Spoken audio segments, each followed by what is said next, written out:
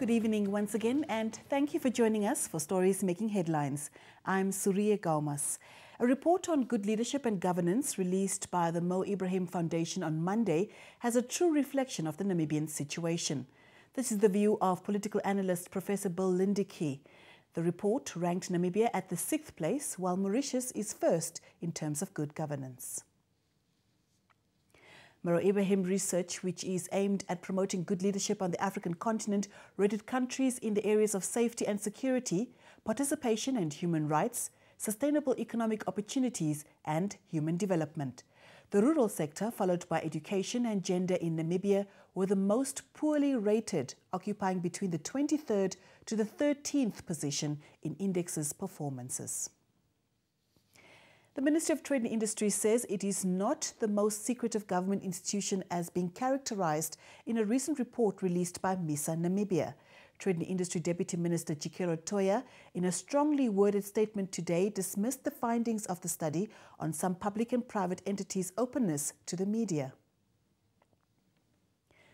MISA Namibia released the report entitled Government Secrecy in the Information Age. Toya cited as an example the open days initiated by the ministry, where the public is informed about its functions and queries are handled on the spot. He said the minister and staff undertook public outreach field visits to all 13 regions of the country. Well, in business news now, Ludrit's wind power demonstration project coordinator in the Karas region says wind-generated energy would contribute significantly to the provision of electricity in the country. Ndako Mukupuli said since the inception of the pilot project in 2006 at the harbour town, it has proven that coastal towns would specifically benefit greatly from it. Mukapuli made the remarks when receiving a donation of $130,000 from the Nedbank Go Green initiative at Ludrit's on Monday. He said so far turbines have been put up at Ludrit's High School and the Ludrit's constituency office, where wind energy are used for lights and other minor electrical devices. In international news, a Nigerian accused of trying to bomb a US-bound flight on Christmas Day 2009 has told his trial in Detroit that he is pleading guilty to all charges. 24-year-old Umar Farouk Abdullah Mutab told a judge he was admitting all 8 counts against him, including terrorism and attempted murder. Abdullah Mutab was badly burned when a bomb sewn into his underwear failed to detonate fully, prosecutors say. Almost 300 people were on flight from Amsterdam to Detroit. Abdullah Mutab will be sentenced on the 12th of January 2012.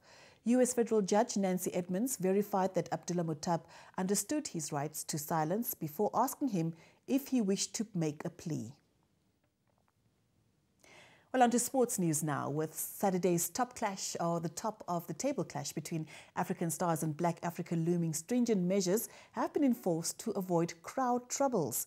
In order to map out possible crowd troubles and a stampede, the host team, Black Africa, decided to sell the tickets in advance and beef up security.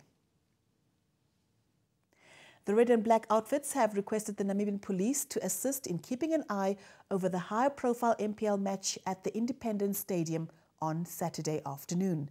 The move was taken to minimize trouble at entrance and exit points that often led to chaotic situations, especially when it comes to big matches. The club also decided to sell the tickets in advance.